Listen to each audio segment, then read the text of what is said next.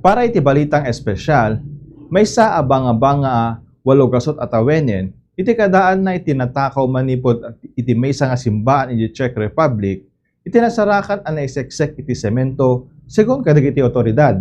Ti replika ket may konkonektar ken ni Zen Islava, may sa asanto ang nagbiyak iti 13th century ken nakanonize iti 1995. Segun iti kapulisan, nakemeg ti may sa alalaking agtawin iti 35 ang nangaklon anang takaw ken nang ibaga akayat na laeng ay tabon iti karayan. Agdama nga ikaten dagiti eksperto iti banga-banga manipot iti semento. Mabalinmet asumango iti agingga 8 at tawen apan nakaibalo iti suspek lumapaneknekan ang nagbasol. Detan ti balitang espesyal ti Bombo ni St. Views, siya ni Bombo Jonathan Cabildo, and this is Bombo Radio Philippines, the #1 and most trusted source of news and information. Basta radyo, Bombo!